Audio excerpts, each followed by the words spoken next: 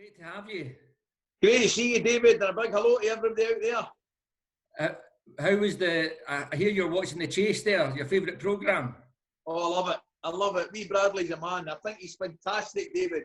It's because that any good to come out this lockdown, and believe me, there's not an awful lot of good to come out of it, is I can sit down every night at 5 o'clock with the family and have a right royal rumble at The Chase with Wee Bradley. It's brilliant. We love him. He's fantastic.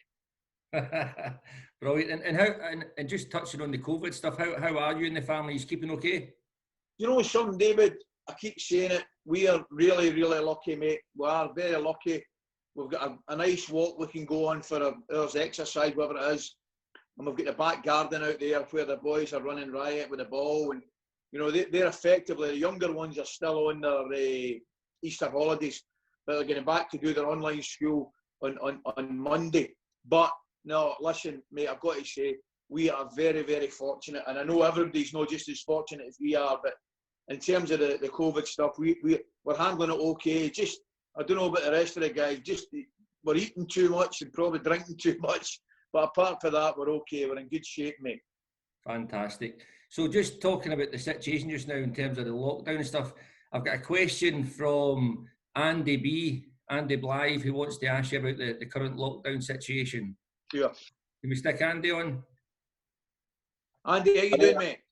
Not bad, Ally, you? Very good, thanks, pal. Very good indeed. Good, mate. Right, question. If you're quarantined with one of your teammates, who would it be out of? And you've got a choice of Gaza, Charlie Miller, Ian Duran, or Richard Gough. Oh, Andy, you need to throw a couple of options at me, or not a couple of options. No danger, Gaza.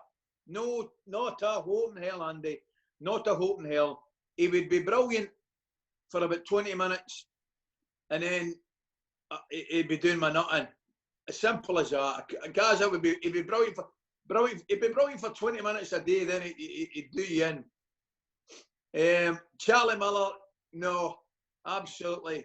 There's just a hygiene problem going on with Charlie. Him and I just wouldn't be compatible at all, pal.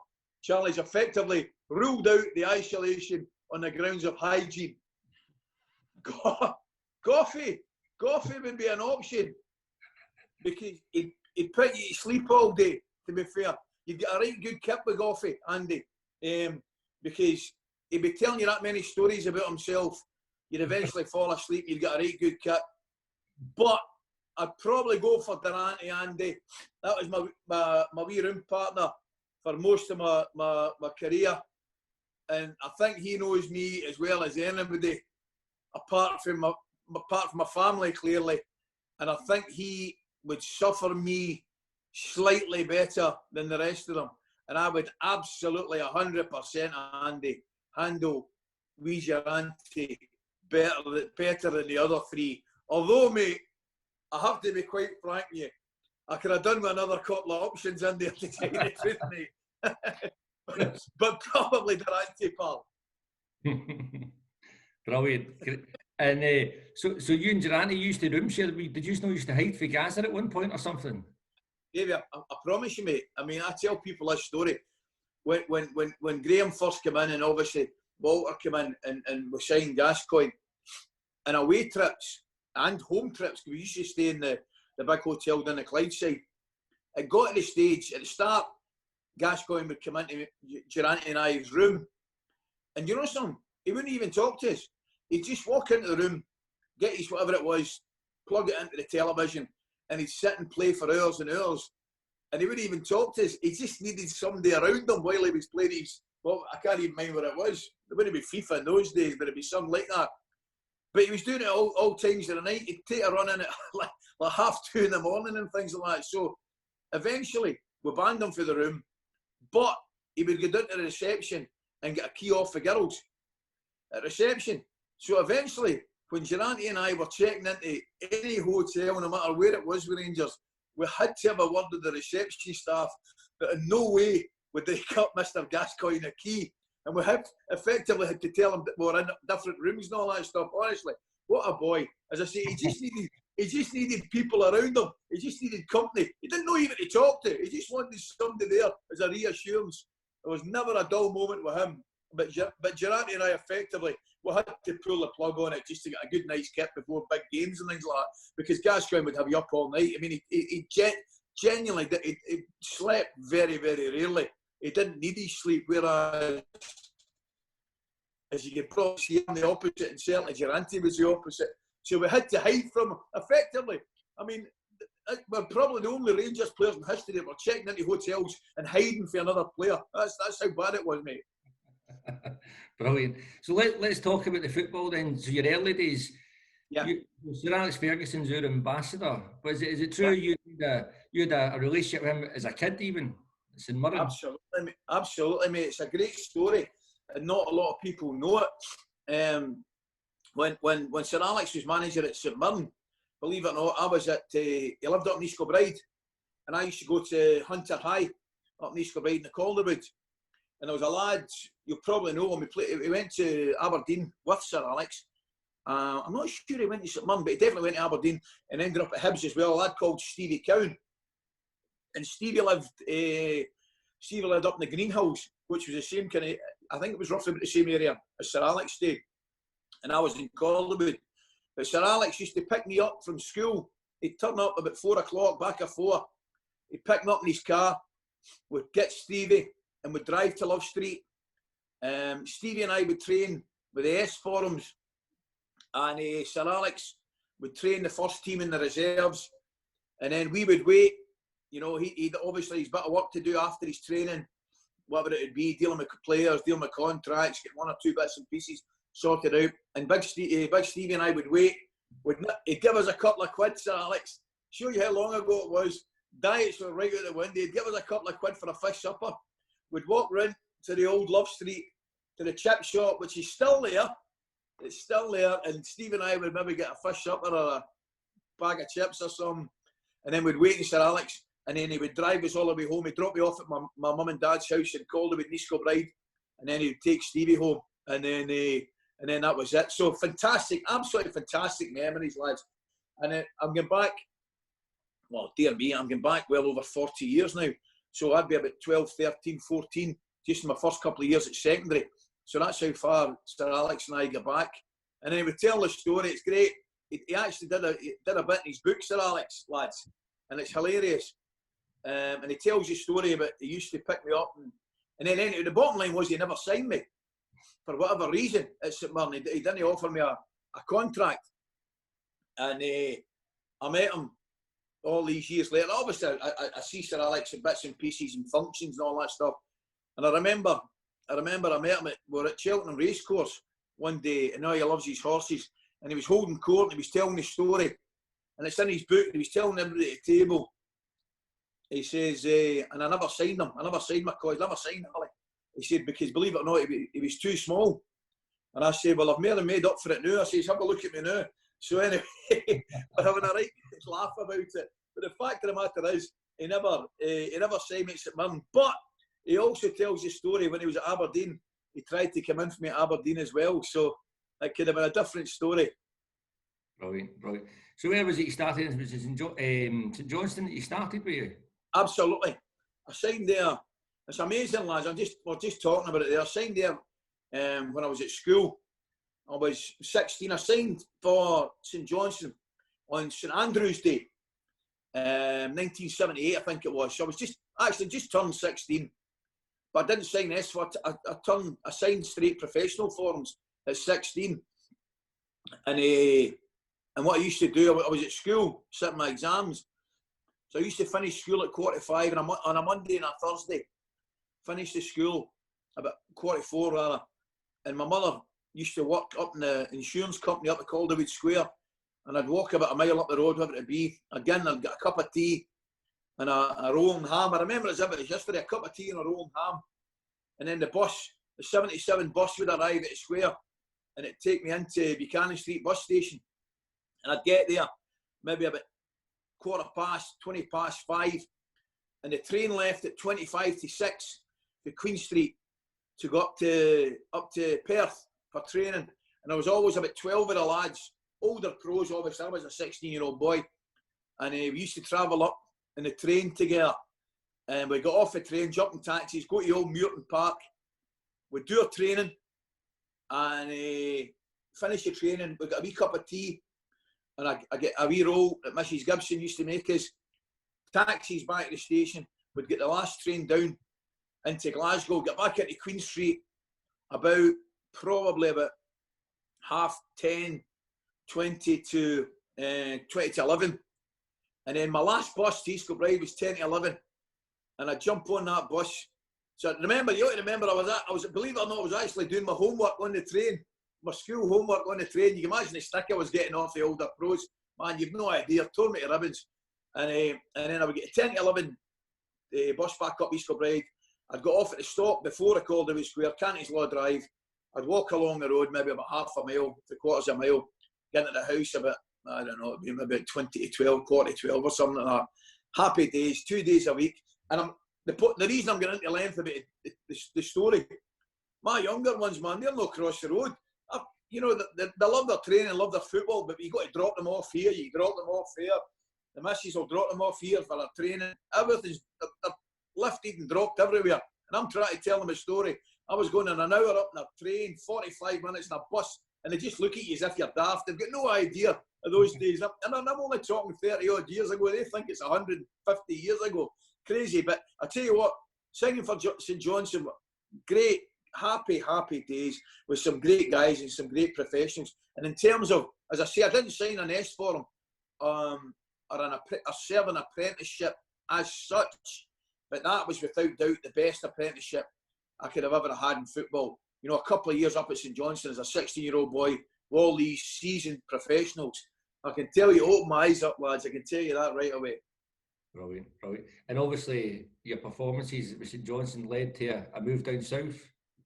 Yeah, I ended up going to Sunderland at the time. I think it was the most expensive teenager to leave Scotland, and it was great because the manager at the time, Alec Rennie, and the chairman, Mr. Lamont, they came down along with my dad. Yeah. And they took the time and we went Wolves, Middles, we went to 3 or 4 clubs. And then at the last minute, I think Rangers came in for me. But I don't think they met I know they didn't meet the financial money that St Johnstone were looking for. I think Rangers offered something at 325 grand or something, but Sunderland offered about 385. And that was me. I went down south to Sunderland as an 18-year-old boy. So, and it was another one I've got to say to you lads, football-wise, it didn't work out the way I would have wanted, clearly. But at the same time, honestly, I wouldn't have changed a thing for a minute. Wonderful, very much like Glasgow, to tell you the truth. North Sea of England's very much like Glasgow, whether it's Newcastle, Sunderland. People are the same, honest, hard-working, great people, love their football, very working class. And I absolutely loved it down there. I really loved it down there. Without the football being great, we were unfortunately playing in a team that was struggling, but we stayed in the top flight with some good results, beating Manchester City and things like that. We stayed in the top flight, and then I remember Alan Durbin, who was a manager at the time, couldn't believe how honest he was, guys. I mean, just brilliant. He came into me one kind of close season just before the pre-season started, and he said to me, I had a phone call from Rangers, John Gregg. He says, you're interested in taking you back up the road? He said, are you interested? When I looked at him, I said, well, absolutely. Damn tootin'. I said, I'd love to. And he looked at me and he said, well, I need to tell you something. He said, he wants you to come down to Carlisle and meet you, drive across to Carlisle and meet you. With me, Tommy McLean. I said, absolutely, I'm on my way, just to tell him I'll be there. And he said to me, before you go, he said, I don't want you to make up your mind up totally. He says, but I'm going to be 100% honest with you. He said, I think you should probably go if you're happy with it. And I looked at him and went, why is that?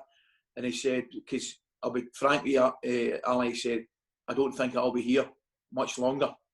And you know something? I went and saw John Gregg, and we agreed things. I mean, it was like Christmas and birthdays rolled into one for me. And I agreed terms right there and then. And I phoned my wee granny in Thornley Bank. First phone call I made from the Crest Hotel in Carlisle. I phoned my wee granny in Thornley Bank, Karen Wadrick, and I said to her, Gran, you'll never guess what. And she said, what is it, son? I said, I'm just about to sign for the Rangers. And it was the best phone call to this day that I've ever made in my life. And the end of the story was, Alan Durban, true to his word, we got the sack from Sunderland not long after it. And I've never ever forgot his honesty, you know, as a manager. And it was something I always learned. The one thing, particularly as a manager and a coach, you have to be completely honest with your players. And it was a learning, it was a lesson certainly learned that I've never ever forgot. So that was the reason I went down to Sunderland. As I say, I mean, some great times, some great victories and great results, and I say great people. Ended up rooming with a lad called Frank Warrington, who a lot of you remember. You got to remember, I'm going down there as an 18-year-old boy, and I'm rooming with Frank Warrington, 35-year-old superstar who thought he was Elvis. What a double act that was, I can tell you. That was some double act. So some of those stories will not be coming out tonight, I can assure you that. Well, actually, Ali, while we're on Sunderland, before we move on to Rangers, we've actually got a Sunderland fan joined us, Bradley Sharp. Could we bring Bradley in for a question about Sunderland? Absolutely. Hi, Ali. Hi, Bradley. How are you, mate? Not so bad, thanks. How are you? Hi, very well, pal. Good to talk to you. How are you getting on? Not too bad, thank you. It's quite nice to speak to you, being a Sunderland fan, and my family's from Airdrie, so I'm Rangers as well. I'm a big Markham myself, mate.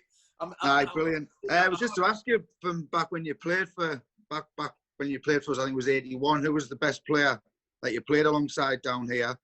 And also, what do you think of the current demise? And have you watched the documentary on Netflix lately, and what do you think of that? I have, mate. I'll answer all your questions. The Netflix one, I watched the first one as well. It was fascinating, actually. I've got to say to you, fascinating. I'm not sure, I've got to be honest with you, Bradley, I'm not sure if I was a manager, I'd be happy with it myself in terms of it's an invasion of your privacy, but I realise clubs have got to make money, they're offered a lot of money to do these things, and I've got, from our point of view, and I'm sure you agree, Bradley, it was compelling viewing, absolutely compelling viewing, and as I say, I've just started watching the next one, and it'll be the same, absolutely the same, mate, I've got no doubt about that. In terms of the boys I played with at Sunderland, with some good players, you remember a wee boy called Stan Cummins was a hell of a talented player, Bradley. Really, really talented wee Stan. You know, he was a height of nothing, but a great left foot. The main goal scorer, excuse me, mate. The main goal scorer down there was a boy called Gary Rowell, who was a top finisher. Really was. Still to this day, one of the best finishers I trained and played with. Gary, a great goal scoring record at Sunderland. Because a lot of people, you've got to remember as well, when we're playing at Sunderland, not a renowned side for scoring a lot of goals. So your goals, particularly as a forward, were very, very precious. And I learned a lot from Gary Rowell, Bradley. He was a terrific finisher, lovely lad, Sunderland boy, you know, Sunderland fan as well, just clearly delighted to be playing with the club. But also at that time, I played with a couple of younger boys that were coming through. A lad called Nick Pickering, who's a great player. Got an England cap, I think he played for England certainly once, maybe a couple of times. And Barry Venison, who was a great player. Very, very questionable haircuts and very, very questionable shirts. And you'll find that a little bit ironic coming from me. But Barry he was way out, man. He was far out before. I mean, he'd make Mark Hateley look calm in his dress sense, to be honest with Venison. And he went on to play. Barry was a great player. He came from a real working class mining area called Stanley, which I'm sure you'll know it inland a little bit. Good mining area, Bradley. So Venison was a great player. Ended up playing, clearly, he went on to play with Liverpool, played with England obviously, and played with, I think he played with, I'm allowed to say Newcastle to you, Bradley, but he played with Newcastle as well, mate. So I loved my time down there. As I say, great people, some good players. Just a little bit of a regret that A, I didn't score more goals, and probably B, that we weren't playing in a more successful side, mate. Brilliant. Thank you. Thanks, Bradley, for the question. Thanks, Bradley. So the early days then at Rangers, it wasn't easy. You know, Rangers weren't in a great place, were they? Oh no. We were toiling. And as I say, it was a tough time to be a Rangers player in that period. Believe me, lads. Because I don't even think at that time we were the second best or third best. Because you'd sit the Aberdeen, Celtic, Dundee United. You've got to remember, Aberdeen were winning titles, Dundee United winning titles, Aberdeen were winning European Cup winners' cups. Pardon me, Celtic were obviously pardon me, a good side at that time as well. So we were struggling. We were definitely struggling. The thing that kept us going was the fact that we were still winning the odd trophy. We were picking up a League Cup here and there, and it kind of kept us ticking over, to be honest with you. But no, I can remember I had to work hard to win the fans over, and I can very well remember it, and I'll never forget it to my dying day. We played Dundee in the Cup, and I just did one of those games. You're probably sitting there thinking, no, you had more than one of them, but I said one of those games where I kept going into the box and everything kept dropping to me, and I kept missing it. I was hitting over a bar, keeper's making a save, I was miskicking it, it was hitting the post, it was hitting it, you know. And I can always remember that I was getting, you've no idea the abuse. Probably the worst abuse I've ever heard, and I'm not kidding you on, I've ever heard any footballer get in any stadium. That's what I got that day from the Rangers fans in the Copeland Road. And I'll never forget it. I won't forget it. And bizarrely, I wouldn't change it either, because it was at that particular time, I'll tell you right now, it was a sink or swim moment in my career. And thankfully, I took for me, which was really the only option and the intelligent option. And I thought, right, I just gritted my teeth. And I thought, right, your shower of so-and-so, your shower of bees, I'll show you. And from then on in, I got a little bit of a break. Scored a hat-trick in the League Cup final against Celtic. And things certainly took off from there and headed north and headed in a far better direction. But I got to say to you guys, that was probably the biggest learning curve ever in my career. That moment in that particular game. And I think John Brown scored the goal for Dundee. We got knocked out of the cup 1-0. And I think John Brown scored the goal. And I remember him walking off the park. And Big Bomber and I played against each other at school. He went to Blantyre and I went to Hunter.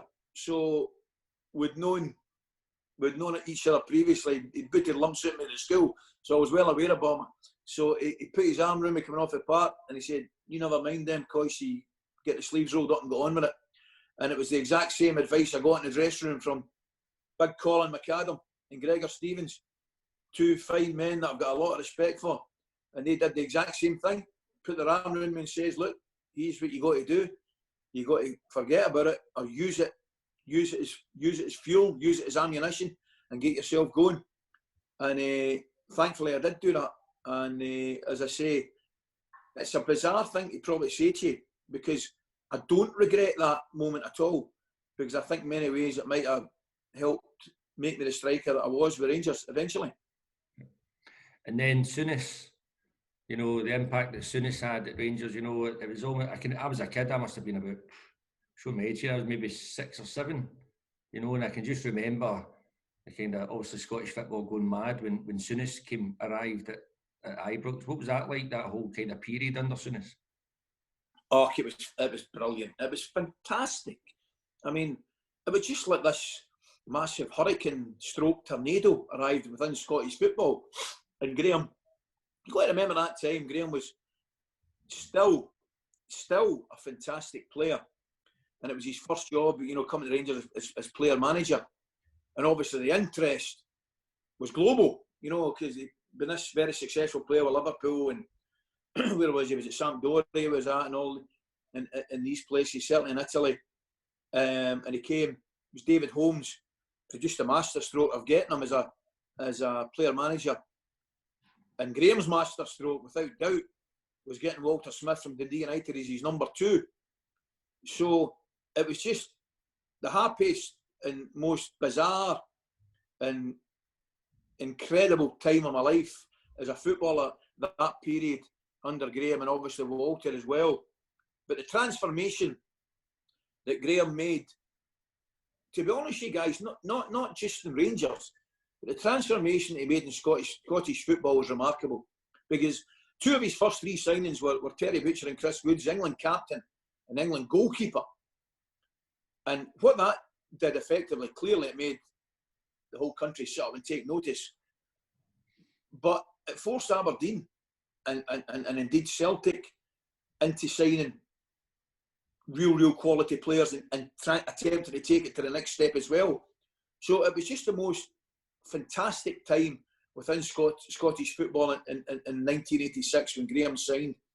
And obviously, I had my ups and downs with Graham, like a lot of players and a lot of staff underneath him. But as I say, looking back, what a guy! He did so much for me. And at the time, you don't realise probably. You just think, no, you fall out a manager, and you're pretty selfish and pretty self-minded. But when you become a coach, you become a manager, and the older you get, you see things differently.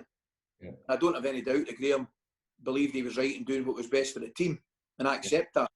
And Graham and I nowadays, you've no idea, we're great pals. I love his company. I love being in his company and having a glass of wine with him and chat with the old times. And he's just a great guy to be around.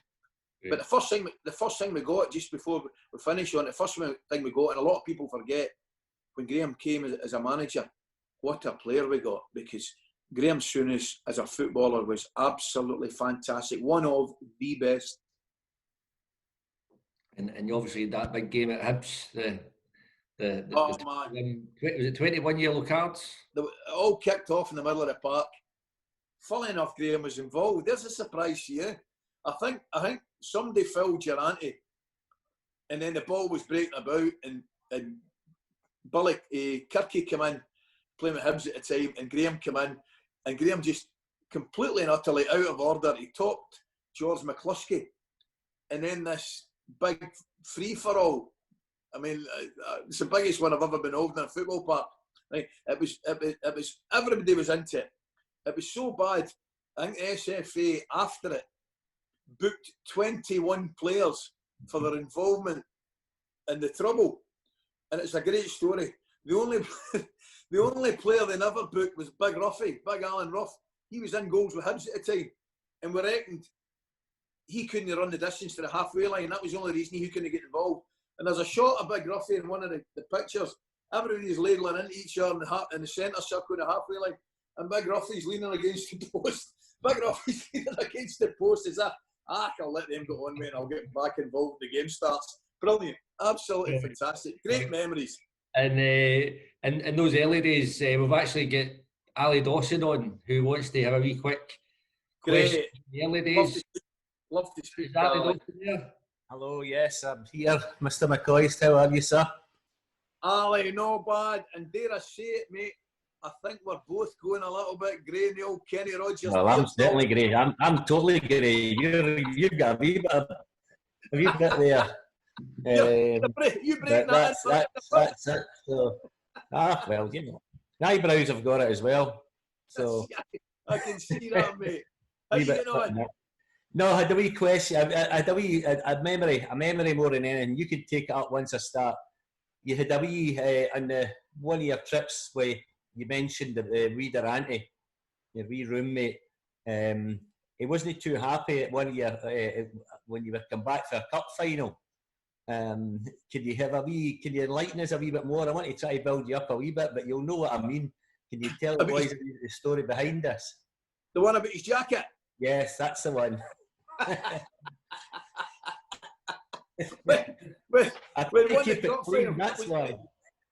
Was it not a Celtic Cup final in '86? Was it? No, it was. No, I had left by the time. It was one after it. I think. Was it 8? Was it 8? No, I'm not sure. I might be wrong. I thought it was the one you played in. Anyway, he'd bought this jacket. He'd saved up all his money. It was, what was it, Armani or something? It was a Versace jacket. Versace. He'd saved up all his cash, Ali. Brilliant. And the wee man, cup final bonus. I'm going to spend my cup final bonus. Anyway, before the cup final, he buys this Versace jacket so he can look the part, just in case you win the cup final and after it. So I don't need to tell you, it all goes according to plan. All goes according to plan. Brilliant. We managed to win a cup final. We're on the way back into Ibrox, get ourselves changed for the big function up the stairs, and then we're going out into the town that night for a bit of celebration. But he makes the fatal mistake, Ali. He disappears. he disappears into the toilet, right, at the wrong time. And I'm having a wee look about. I went, that's a quite a nice jacket, that. I said, I'll only have some of that. So I wouldn't like to try again nowadays before you say, right. So anyway, I whip the jacket on and disappear up the stairs to the presentation. So he comes out the toilet and he's searching high and low in the restroom for his jacket. Right? And eventually, about an hour later, he comes up the stairs. He looks over at the corner. I'm sitting with a glass of champagne, looking like James Bond with his brand new jacket. And anyway, headed up into the train. Ally, it's the best I've looked in about 40 years, man, that jacket. But you actually know what happened about an hour into it. Don't need to tell you. Talking to one of the boys, bang, glass of red wine all over his £400 Versace jacket. which I have to be honest, I did send to the cleaners, mate. I got it cleaned for him. It was the very least I could do, I felt. But I tell you what, I felt the part. I was looking the part that night, I can tell you. That was the £400, and I don't think he wore it again after that, did he? Ali, he never wore it. I swear to God, he never wore it. He said, I'm not wearing that again. Because he says, I'll not wear that again. He says, because every time I put it on, everybody will think I'm wearing your jacket. Brilliant. And see if you look, Ali, in my testimonial year, which was I think was 92 or 93, I got it back out and I wore it. So if anybody wants to look at a picture for the 92, 93 testimonial year, that is the blue jacket I was wearing. Oh, brilliant. It reminded me of that story. It's fantastic. It was one of the ones we could tell, actually. Exactly. I've already warned David and the boys that there's a couple of no-go areas involving us in that room. Take it easy, Ali.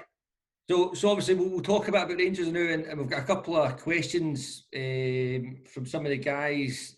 Stephanie Kerr. Hello, can you hear me? I can hear you loud and clear, Stephanie. How are you? Hi, Ali. I'm good, thank you. Thanks for joining. How's things? You too.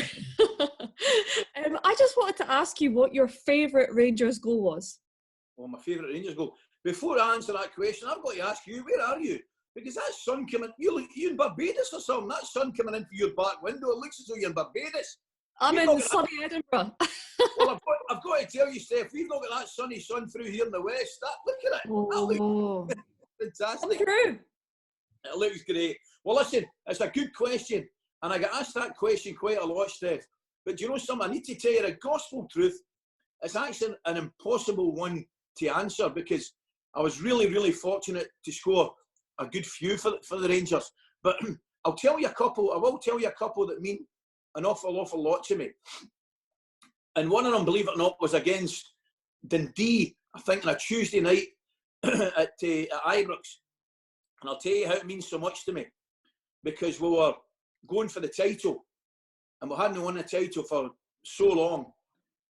And everybody was questioning whether we could go over the line or not to get our first title. And I remember Coop hit a shot, and it's crazy against Dundee. It was nothing each. We're not long to go, maybe about 15, 20 minutes or so. And we had to win this game. And Coop hit a shot, and it deflected off somebody and just dropped on about the penalty spot. And I could see the goalkeeper, I think it was Bobby Geddes, was in goal for Dundee, and I just got to it before him, and I just flicked it, and it hit the post and went in. And there was nothing at all spectacular. Nothing spectacular about the goal at all. But it just gave us a bit more belief.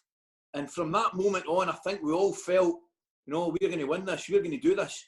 Because, as I say, the goal gave us a bit of encouragement. And as I say, the belief probably to go alongside the desire, which there was plenty of, I can tell you, in that team to go and win that title, which we eventually did do up in Aberdeen, when I can still see Davy Cooper swinging over that free kick and Big Terry Butcher getting above. I think it was Big Alec to head it in past Jim Leighton. Another goal which I remember, it was when I was going for the Golden Boot, to win the Golden Boot. And we'd already won the league. And I was in the hunt for the Golden Boot, and the boys knew I needed a few goals to hopefully be successful in the Golden Boot. And we're playing Hearts at home, and there was a through ball get played over the top. And for all intents and purposes, it looked as though the ball was going to go out of play for a by kick to Hearts. And I was watching Gary Stephen, and he was chasing it, and he was chasing it. And I thought, you know, he's chasing a kind of, I wouldn't say a lost cause, but it looks kind of no hope. And I thought to myself, you know, the very least I can do is if he's chasing it, I can follow up. And he got to it, and it was remarkable, because 99 players out of 100 would just let that go, and Hearts got a by kick, and he got to it, and he slid and stopped it going out of play and knocked it across in the one movement, and I tapped it in for a goal. And I looked at him like that, and I shook my head, and I couldn't believe it. And he just came up to me, and he shook my hand, and he said, "Come on, you need to get another one." And I thought, dear me, you know, just selflessness of your teammates, because as I say, we'd won the league, and he wanted me, he wanted me to be, and he wanted to be a part of the team of somebody that won the European Golden Boot. And as I say, again, nothing spectacular at all about the goal, but just a brilliant memory of somebody else wanting to help me. But the two goals I scored up at Aberdeen were very, very special. Again, after we'd won the league, Willie Miller was manager of Aberdeen at the time, and it's probably the two best goals I scored in the one game. The first one it was on the left-hand side. I nutmegged Stephen Wright, who eventually came to Rangers, and I bent it in the top corner, Theo Schneider's top corner. And excuse me, the celebration after it was hilarious, because we all ended up dancing up and down in front of the dugout at Pundit with Archie Knox. And I can't give you the full details of the story, Steph, but believe me, Archie's his pre-match statement to me was, again, excuse me, his pre-match statement to me was, "And as for you, you better find top corners today that you've never found before." So fortunately enough, I did find the top corner on that one. And when nobody joined him in the celebrations, we're all going crazy. And Archie Knox patted me in the backside and said, "Very good, son." He said, "But you need another one." Right? That's what he said to me. And thankfully, I scored another goal, which for me was pretty unusual. I scored a goal from about 25 yards in the second half. I stuck it in Theo's top corner. So those two goals were certainly meant a lot to me in terms of the quality of them. And they effectively won me the Golden Boot as well. But clearly, you know, the one against Dundee and Gary Stevens' selflessness has been a teammate. So I hope I've given you four there. But as I say, it's very, very difficult to pick one, Steph, because as I say, I was really, really fortunate to score a good few. Brilliant. Thanks, Steph. Thanks, Steph. iPhone David. Hello. Hello. All right, David. All right, Ali. How you doing, Chiefy? All right? David, how you getting on, mate? All right, not bad, Ali. Yourself? Very well, pal. Very well. Listen, I was going to say, that's not your first name, iPhone, is it? Surely that's just come out of your iPhone, David. All right, David. On, pal. I am good. One of the things I've always wanted to know, Ali, is I know you've had the privilege of playing with some of the best foreign players that have ever played for Rangers. But I always wanted to know who was the most underrated foreigner in your time at Rangers. I used to love Peter Husker myself. And then the other part of the question is, in the modern game, we've got all these brilliant attacking fullbacks, and you look at Liverpool with Andy Robertson and Trent. But I remember back in the day with Gary Stevens and David Robertson, and how do you think they would have coped with the game now? Brilliant. Listen, David, I'll tell you right now, both of them would have handled it absolutely fine. And you know for what reason more than anything? Like the modern day footballers, they were, I wouldn't say they were ahead of their times, but certainly they would have handled it no problem, mate. And I'm guessing you'll agree with me, because both of them were lightning quick, right? Incredible. I mean, Davy Robertson, for example, down that left-hand side, he was brilliant in what he did, because he was very, very clever. He would just give the ball perhaps to whether it was Loudon or Gascoigne and just continue his run. and he'd make a beeline down that left-hand side, and he knew the ability of those players would find them. And he made so many goals, as I say, firing down that left-hand side, getting balls across. So both of them, David, absolutely no doubt would be assets in any team today. Gary, the exact same, David. I mean, Gary was an England international, man, playing with the top players, playing in World Cups and European Championships. I mean, a fantastic player. And as I say, we were blessed playing with some great fullbacks. But those two in particular they probably were certainly ahead of their time in terms of at that particular time, your job as a fullback was to defend naturally. You know, your left back, your right back, you need to defend and sit and, you know, cover for your two centre backs, whatever it may be. But when you play with a club at Rangers, particularly domestically, your fullbacks have to get forward. And those two were without doubt two of the best fullbacks I ever played with. Not just getting forward, but actually, on top of that, their quality of delivery into the box was exceptional, really was.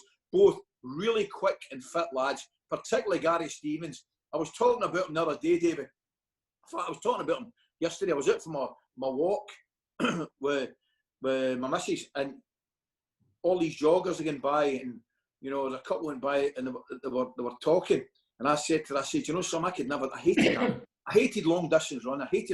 I prefer to do sprints and 120s and 250s all day. Anyway, I said to her, I couldn't talk to him when I was doing long distance.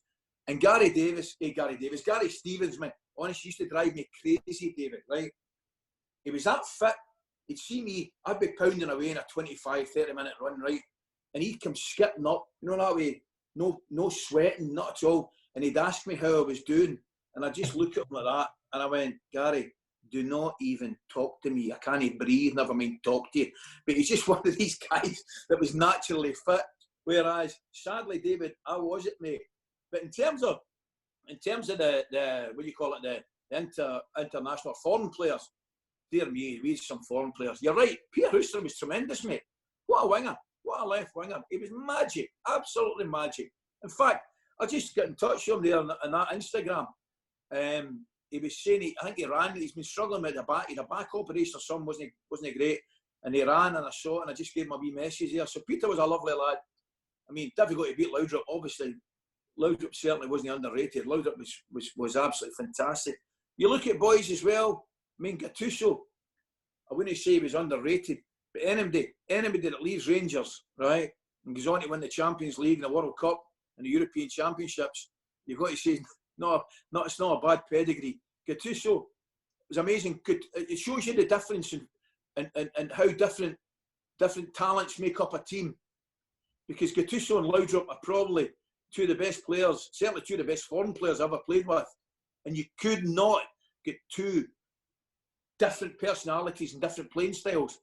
But, you know, the combination of two, they both were equal in what they gave to the team. So another one that was very underestimated, and we probably got an injury at the time, was a lad, Jonas Tern. We signed him from Sweden. He was a good player. He really was a good player, and probably just got injured. But we've been very lucky, David, just to sign some really good foreign players. So as I say, I've been lucky enough to play with a good few of them, mate.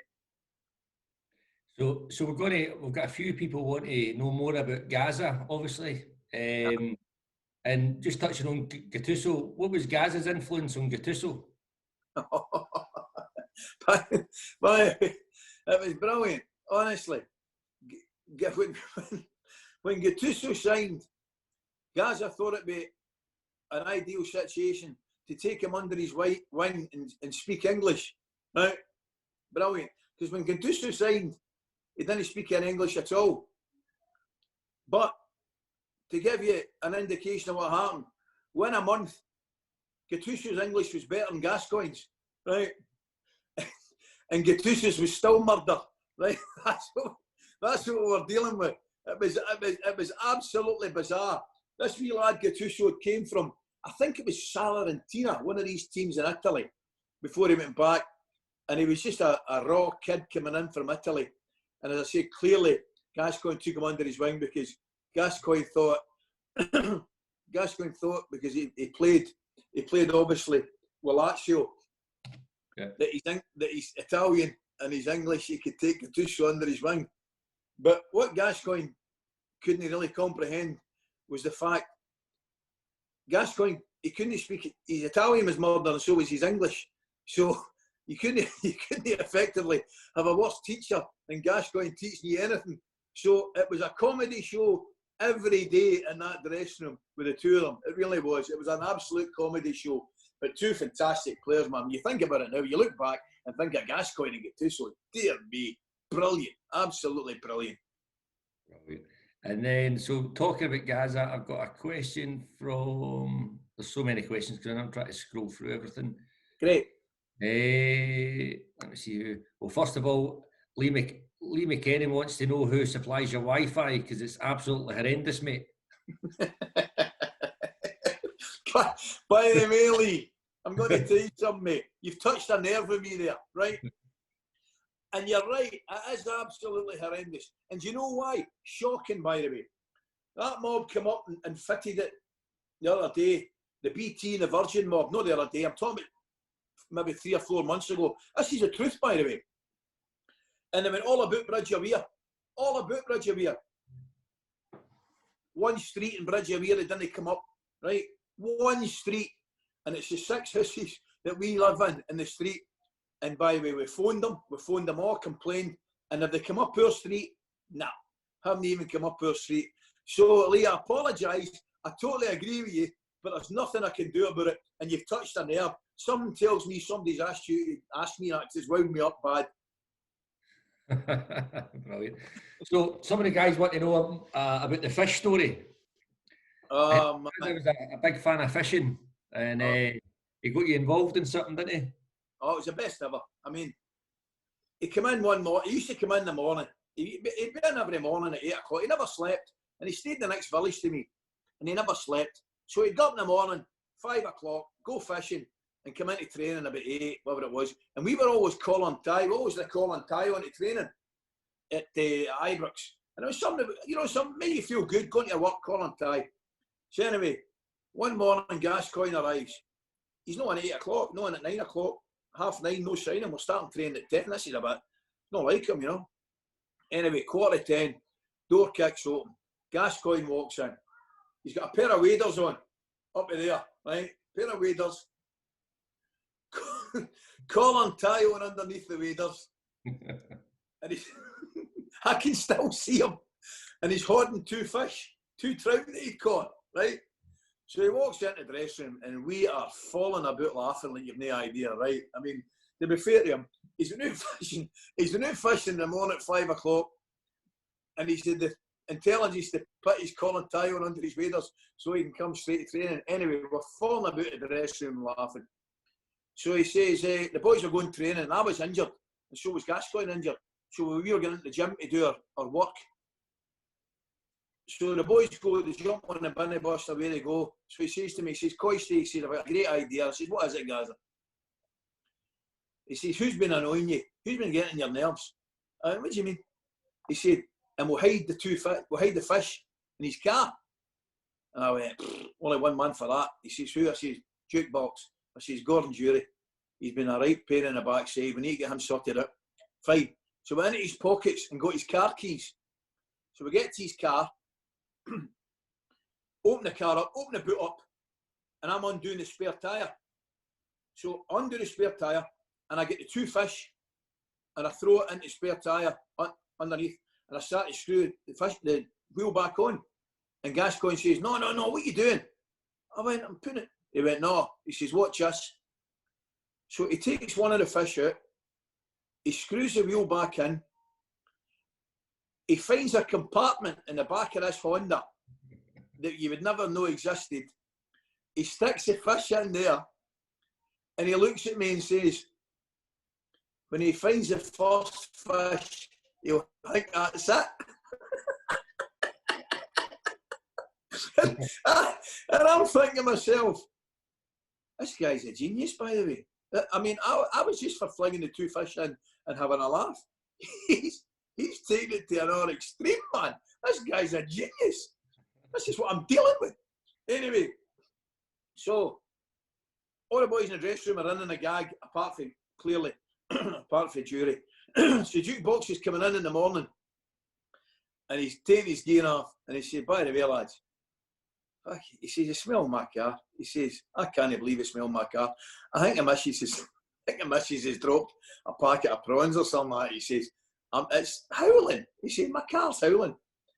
So he comes in one morning and he looked at us and he says, "Ah, right, aye, very funny, very funny." He said, "I'm on to you."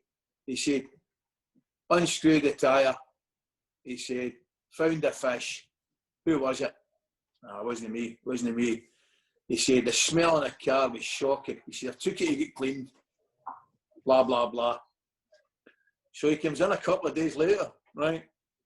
He says, "By the way, lads," he says, "I can't get rid of it." He says, "I can't get rid of the smell in that car." Right? He says, "I'm stopping at traffic lights." He says, "There's people looking at me, turning up their nose." He says, So we went by his car. Me and Gascoigne finished early at training. We're going out. I was getting him a lift up the road. And in jukebox's car, you know the air fresheners, the Christmas trees? He'd about 6,411 of them hanging up in his car. They were hanging up for mirrors. They were hanging up for the top.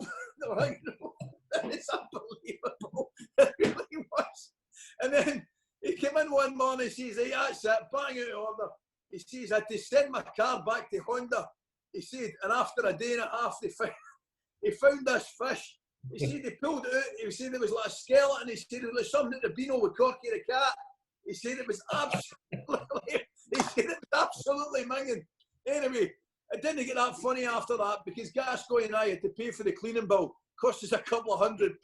But what a story. Gascoigne, absolute genius, lads. Hilarious. Brilliant.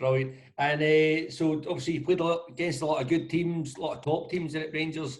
I've got a question. Is Andy Lanigan there? Andy Lanigan's got a question. So Andy Lanigan was wanting to know what was the most memorable shirt that you'd collected as a player? That's a great question. Well, I'll tell you what I did get, believe it or not, Andy. I managed to get George Best's shirt when I played for Sunderland against Middlesbrough and Jim Platt's testimonial. So that's some shirt to have. I also got Kevin Keegan's shirt when he played for Hearts against Rangers. And I think it might have been certainly Hearts player's testimonial. I want to see wee Robbo. It might not have been wee Robbo. Anyway, but in terms of games, competitive games, no, I was lucky, mate. I got Dennis Bergkamp's jersey when we played Holland in the European Championships in '92, when he scored the winning goal. Pardon me, we'd done well. We played really, really well against them. And I thought at the very least we're going to get a draw, and then Bergkamp scored, I think, at the 82nd minute. And final whistle went, and he made a beeline right up to me, asked me for my jersey. I've made that last bit up, by the way. I met him in the centre circle. I mean, "Can I get a jersey, Dennis?" No. We just swapped jerseys. So I've got Dennis Bergkamp's from that game, and also I've got some good jerseys, actually. I've got to say, one of the best. I've got Baresi's jersey, who was absolutely top class defender, Italian. And I've got a lad called Jurgen Kohlers, who won the Champions League with Dortmund, big German centre-half, a colossus of a man, and a brilliant centre-half, absolutely top class. So I'm pretty lucky. I've got some good jerseys for the kids to look back on and with fond memories. Brilliant. And you mentioned kind of Euro 92, obviously your Scotland career. You know, how many caps for Scotland did you get? I think it was about 61 there. I think about 61 caps. And obviously that's the biggest honour you can get. Is it for me as a footballer to represent your country, because that's the kind of stuff when you're a wee boy growing up, you want to play for Rangers, and it's probably beyond your wildest dreams to do that and indeed represent your country. So playing for your country is absolutely up there. It's up there with the biggest achievement you can have. And that was, you're obviously fortunate you got to play in some big tournaments, you know, World Cups and Euros. I know. One of our guys, Jack, who's actually dialing in from London Project. Jack's question about Euro 96. Is Jack there? Jack, how you doing, mate? I'm very good, thanks. How are you? I'm doing well, Jack. How's things with you, mate? Yeah, really, really good. Apart from obviously not being able to get out and enjoy the football in the rest of the season, but my local team, Crystal Palace, are not doing too bad this season. So yeah, it's not too bad. Yeah, my question to you is, obviously you developed a really special relationship with Gaza over the years, and my first tournament was actually Euro '96 when I was 6 years old, and Wow. obviously scored that wonder goal against your side, but sadly missed out on the final when Southgate missed the penalty in the semi-finals. But my big question to you is, 2 years later, neither of you were selected to play at France '98, and how much of an impact do you think you could have made if you were both selected to play for your representative sides? And do you feel that the tabloids made a big impact on Gascoigne's career? I've got to say, clearly remember it well, Jack. It's without doubt the biggest blow I personally ever suffered in my own football career, because I felt I should have gone to France '98. And nobody will ever convince me otherwise. And to be honest with you, I've spoke to Craig Brown, who's manager at the time, you know, since obviously, and even recently, you know, he did say to me that he reckons he made a mistake in not taking me, you know, which, you know, it's a big thing for him to do, to admit that. Clearly doesn't soften the blow, because I wanted to go to France. And it actually broke my heart. I was in tears. I genuinely was in tears not to go to France to represent Scotland. And I believe I would have made an impact. We had some very good forwards, I need to tell you. But I would without wishing to sound arrogant or perhaps blow my own trumpet, I still think maybe I was the best, maybe certainly 18-yard box goal scorer that would have been in the squad. The rest of the forwards are excellent players, and I appreciate that, of course, but I still fancied myself as maybe the better one to nick a goal. So that was a big, big disappointment. And you're right with Gascoigne. It was the same. It hit him hard when Glenn Hoddle never took him to France '98. And it was a real blow. I can't obviously speak for him, but having looked at him and spoken to him at the time and since, it was as big a blow to Paul as it was to me, because we both clearly felt that we still had a lot to offer for our countries.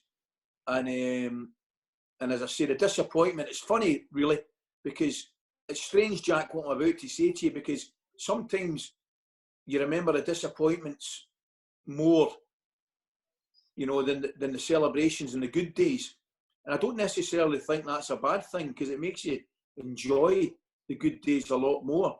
And I can remember defeats as much as I can remember victories. In fact, the defeats sometimes you remember more, the pain and suffering. So, as I say, from a personal point of view, Jack, the disappointment of not being taken to France '98, I can still feel the pain right now. I really can. 22 years later, it doesn't go away, and it doesn't soften. But you learn to live with it, and as I say, you go over with it. And in the current climate, Jack, I'm sure you'll agree, there's far greater things going on that are far more important than a major disappointment for somebody involved in sport. So you just handle it. You just need to handle it and move on. But I'm going to ask you, if I may ask you a question, if you're still there, Jack. I enjoy watching the Palace and the telly. I must admit, I think Roy Hodgson's doing a great job. And in Zaha, I think you've got an incredible talent. And how, can I ask you, if you're still there, yep, how impressed have you been with his attitude when he was supposed to be wanting a move maybe 6 months, 8 months ago, 10 months ago, didn't get his move, but showed, in my opinion, great attitude and said, right, that's fine, I'm going to give Crystal Palace my all here and roll my sleeves up. Yeah, I think he's a local boy. He's grown up in Croydon, and you know, the fans absolutely love him. I think at Crystal Palace we're known for sort of nicking a lot of wins, and having him as a player that can counter-attack and score goals out of nothing has made a huge impact to the team. And I think he's showed great maturity over the last sort of 2 to 3 years to actually say that he is actually a really top-class striker. Yeah. And if he carries on playing really, really good football, you never know where he could end up. But I think for a lot of young players getting involved in the game, he's a great example of what you need to do no matter what. You know, he has got the ability to play at that level, but he has to just keep doing it. But Yeah. I wish he does stay, to be honest. Brilliant, mate. Brilliant. Great to talk to you, pal. Look after yourself, Jack. Thank you very much. So obviously we've touched on some of your still there? Yep. So we've touched on some of your career with Rangers. Obviously, it was a golden era for Rangers, you know, and obviously your performances with Scotland. And then it kind of came to an end, and obviously you'd finished with Kilmarnock. You had a wee break in between, didn't you? So you were on TV quite a lot, Question of Sport, and doing the kind of World Cup coverage. What was that like? Oh, it was brilliant. I mean, I put it into three categories. I really do, David. I think the three categories are, without doubt, in terms of football, without doubt, the best thing is playing. You know, there's no doubt about it. You just go out, you train, you play, you enjoy it, you want to win, and there's no real pressure other than the pressure of being a sportsman that has to look after himself and have responsibilities, as I say, and do well for your team. And then the next best thing is coaching and managing. Definitely. Still some way short of playing, because your playing days, in my opinion, are without doubt your happiest and your best. But then coaching and managing comes into it. And then after that, clearly still been involved in the game, whether it's in television, radio, or whatever. And I've been the luckiest man alive, guys. I really have. When I think about it, as you correctly said, they're very lucky enough to play European Championships, World Cups. But, you know, as a coach and a manager, you know, you get into a UEFA Cup final and then go on to the punditry stuff. Yeah. When I think about it, the World Cups I've been to, you know, whether it's, you know, it's, dear me, France and, well, crikey, Germany and South Africa, European Championships, Holland and Belgium and Austria and all over the place. So I will never forget, and it's key, you never forget how fortunate you are. And when I think about it, sitting in Portugal, for example, at the Euros, and I'm sitting in a studio with Des Lynam and Bobby Robson and Terry Venables. Brilliant, absolutely brilliant. Legends, just absolute legends. And I'll tell you a quick story, if I may. Bobby Robson, when I was doing the punditry, Bobby Robson was what you see was what you got. An absolute lovable gentleman. Brilliant man. An absolutely fantastic man. And we were in Portugal, we're up in Porto. And I'm based up in Porto with him. And you remember at that time, he had been manager of Porto, so I can't tell you much to love him. They absolutely adored him. And I'm walking about behind Bobby. I'm in his coattails, man. I'm just following him about like that. And I'm getting the best of wine. I'm getting the best of fish, best of grub. Everywhere we went, it was brilliant. But Bobby was terrible with names, right? He was absolutely shocking with names. And it became a standard joke, right? He'd get everybody's name wrong. Literally everybody's. So it was quite funny. So we're sitting in the studio before one of the games. I think it was Sweden, Denmark. And there's Terry Venables, myself, and Des Lynam, and we're waiting on Bobby coming in. So Bobby walks into the studio before the game. I said, "How are you, Bobby?" I said, "You were looking forward to the game." And he looks at me. He says, "Do you know something, Ollie? I'm really looking forward to this one," right? And he calls me Ollie, right? So the first thing I do, I have a look at Lynam and Venables to see if I've got away with it. Of course, I don't need to tell you. Nah, they've heard it. They've heard it, right? So for the rest of the day, the rest of the trip, it was Ollie this, Ollie that. I was getting Ollie, right? But believe me, there is a God. Half time, and Des says to Bobby, "Bobby, I'm going to come to you first on that Swedish free kick." "No bother," he says, "absolutely fine." So half time arises, and Des says to Bobby, he says, "Well, not a lot in it first half," he said, "but the Swedes free kick there a little bit unlucky with, Bobby. What did you think yourself?" And Bobby looked at Des Lynam and he says, "Do you know something, Les?" He says, "Les, this is one of the best free kicks." Right? For the rest of the analysis, I couldn't talk to him. I was hysterics. And I was telling that, there is a God. There is a God. So for the rest of that tournament, I was Ollie and Des was Les. Brilliant. Brilliant. Fantastic. And then obviously you were pulled by an offer from your former manager, Walter. Aye, It was a no-brainer, absolute no-brainer. He said, I want to meet you about lunch. And I obviously I'm very, very close with Walter anyway. And we met in a wee place in Princess Square. Yeah. And he said, you know, I've got a Scotland job. He said, I'd like you to come and help me.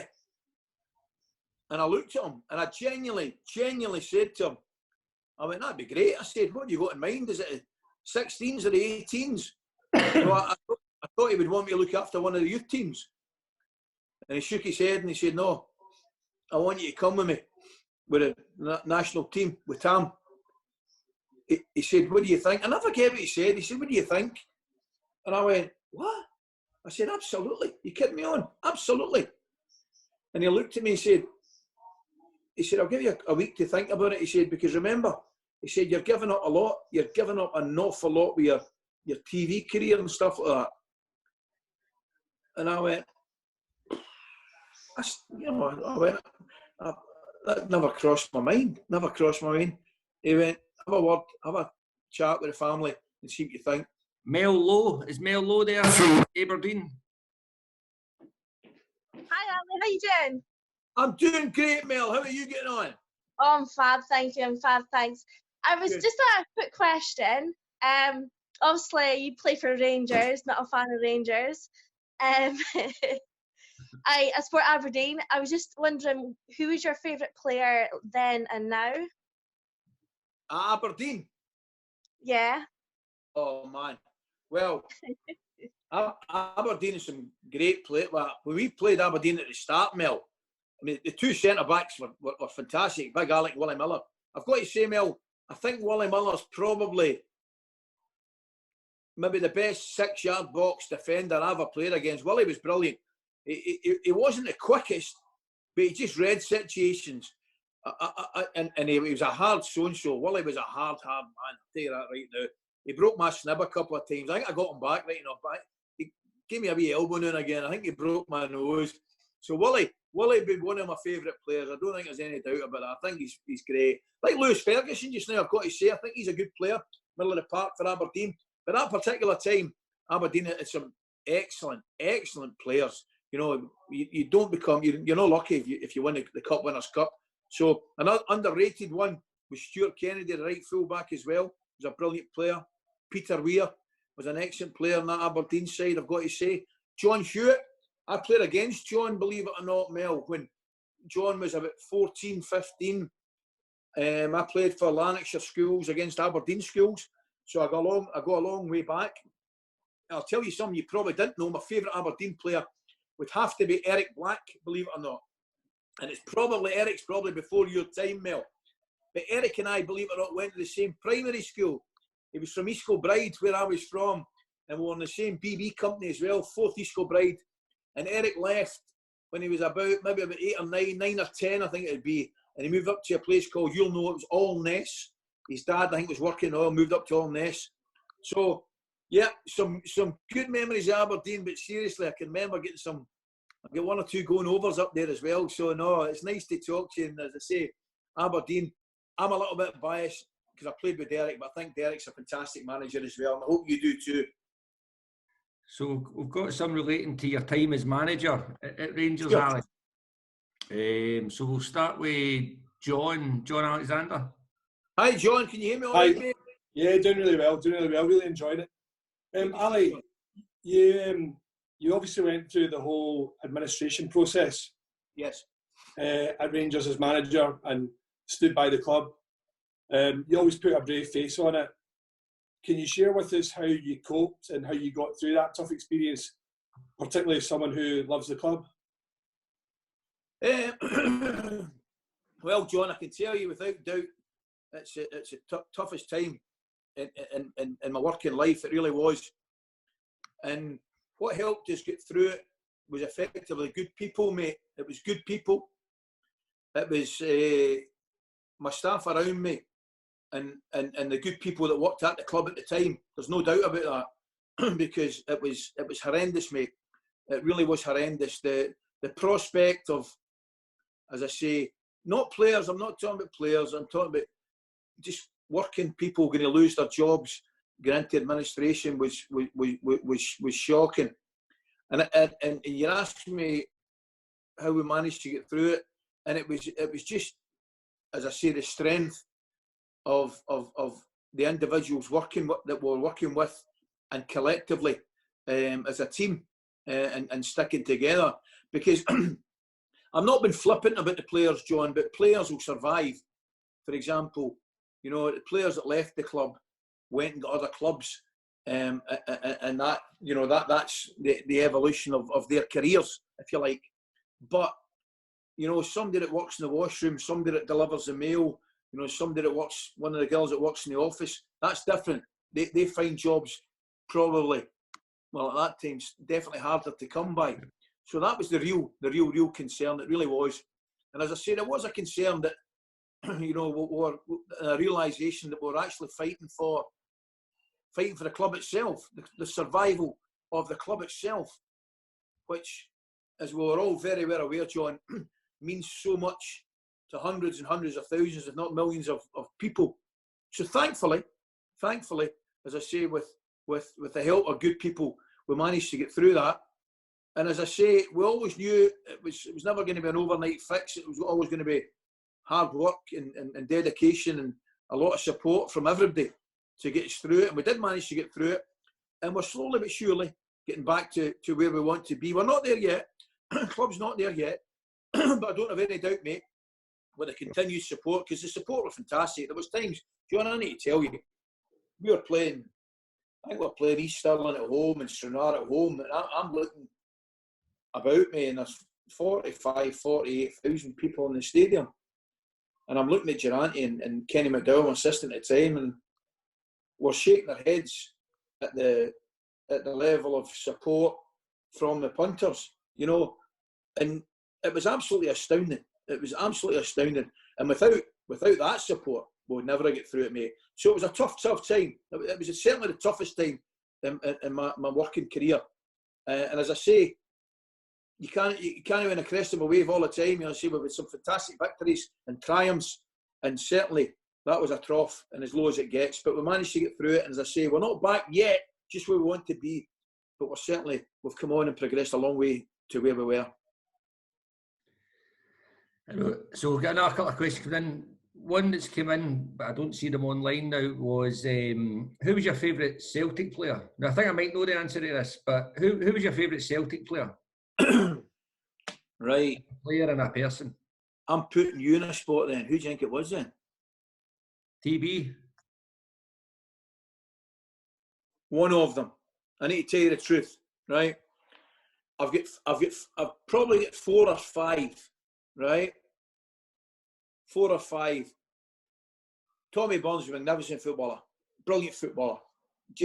And what I loved about Tommy was effectively playing for Celtic the same way myself and Durante and Coop were playing for Rangers, and Ian Ferguson, playing for the club we loved, supported as a kid, living the dream, if you like. And Tommy was exactly that for Celtic.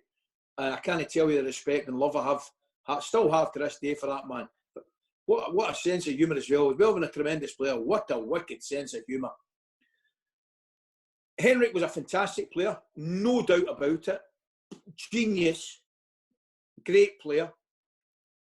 Danny McGrain, one of the best fullbacks, really a brilliant player, Danny, of that there's no doubt. But if you stuck me a corner, there's 2 that stick out for me. And one of them is Paolo Di Canio. He wasn't at Celtic a long time, right? But I loved him. Loved him as a player. I loved his attitude. I loved the way, I loved his passion. I loved his love for football, his love for life, how much he cared. I remember we played him at Ibrox. And I was in the front post, Celtic at a corner. And he's the only player I can remember that's ever done this to me. And we headed out the corner. And I was in the front post and I ran out to meet him. And I actually thought I wasn't bad at defending, to be fair. Right? I thought, you know, I'm not going to let him by me. And I faced up to him. And within a split second, he was by me. And I was like, what happened there? I was scratching my head. I said, where did he go there? I thought he'd tunnelled underneath me or something like that. He was that good a player. Di Canio, and obviously some of his goals that he scored, particularly one of the volleys at West Ham and things like that. It was just I loved Di Canio. But for longevity and service to Celtic, my favourite player would have to be Paul McStay. But I think Paul could have moved and maybe went to England or went to Europe, and he got a lot of stick for it. Completely wrongly, in my opinion. Because all Paul wanted to do was play for the club that he loved, and it was Celtic. And he loved, he lived the dream of playing and captaining the club that he wanted to play for and supported as a kid. And there can't possibly be anything wrong with that. And he played at a time where we were dominant. And I remember thinking to myself, the easiest thing for Paul McStay would have been to disappear, go to England or something, but he didn't. He stayed and played for the club that he loved. And he was a brilliant player. Played on international level as well. Great teammate, a brilliant teammate. So it's a very, very difficult question. And I've named some great Celtic players, but my favourite one would probably be Paul McStay. Fantastic. And we've got one more question coming in a minute from Thomas Hobbs. Yeah. So is you're enjoying your TV and stuff just now? I know you're doing a wee bit of TV, but you're mostly doing a lot of stuff with Talk Radio. How's that all going? Oh, I love it. It's great. I love it. Big Brazil, I work with. Big Alan's fantastic. He really is. And as you probably heard in the last hour and a half or so, talking's not so much a problem for me, mate. So it's slightly more difficult at this time, I've got to tell you, when there's no sport on. So it's a kind of contradiction in terms of working with Talk Sport when there's no sport on. But we always find something to talk about. Freddie Flintov's on in the morning with us as well. And I love my cricket. I love my sport. It's a dream. It's a dream gig for me, mate. I mean, I love whether it's horse racing, cricket, golf, rugby union. I love it all, mate. Football. So I really, really do enjoy it, mate. So Rebecca's wanting to know how the woodpecker is. Oh, by the way, tell Rebecca, I don't know if she can hear me. Rebecca, I've got to say, I was a little bit concerned this morning. Rebecca, I never heard them. Rebecca, I never heard them this morning. But the good news is, he was back just after lunchtime with back of one. I'll be damned if I can find him. But the good news is, he was loud and clear at the back of one today. So I look forward to hearing him tomorrow morning. Brilliant. Thomas Hobbs, are you there? How you doing? Great, Thomas. Yourself, mate? Good, Ally. It's great to listen to you and great to listen to sharing your experience of playing with Rangers and stuff like that. You touched on how much you can kind of talk and talking about kind of talk sport and stuff like that. But I was wanting to kind of see how good a singer you are. Remember you doing the Rappers Delight on Talk Sport as well? I was wondering if you can do that for the guys who are tuned in tonight. Absolutely. I'll give you the first verse here right now, mate. You tuned in, you're in here. On you go. Say the hip, hop, the hippie to the hip, and the hip, hip, a hopper. You don't stop the rocket to the bam, bam, boogie. Say up, jump the boogie to the rhythm of the boogie to beat. And now what you hear is not a test. Well, I'm repping to the beat, Thomas. I'm Big Bad Al. I'm everywhere. I said a high, low, everywhere. Schooly bebop, we rock a Scooby-Doo. Well, guess what? America, we love you. We're going to rock. We're going to roll. There's so much soul. You can rock till you're 101 years old. I don't mean to brag. I don't mean to boast. I like hot butter on my breakfast toast. Rock it out. A baby bubba, the boogie, the bang, bang, the boogie, the beat. The beat is so unique. Come on, everybody, and dance to your feet. How's that for you, Thomas? Brilliant, man. Oh, Thomas, I've got news for you. There's another 26 verses in that. I'll send you the tape. Okay, the next time, right? Magic, mate. Brilliant. Look after yourself, pal. Superb. Cheers, Thomas. Thanks for the question. Well, I think you could have probably asked for a better way to end that, Ali. It's been fascinating talking to you. And as you can see, we penciled in an hour of this, but as you say, you like to talk, big man. Great, man. No, it's been great. It's been lovely to talk to everybody. And I hope everybody stays safe. David looks after himself, mate. And we'll hopefully see you all and catch you all very, very soon once we get rid of this virus. But I hope everybody's enjoyed it as much as I have, mate. Brilliant. Well, listen, Ali, take care for the rest of this period. And thanks again. And we'll get a catch up soon, mate. Definitely. Look after yourself. Love to everybody. Stay safe.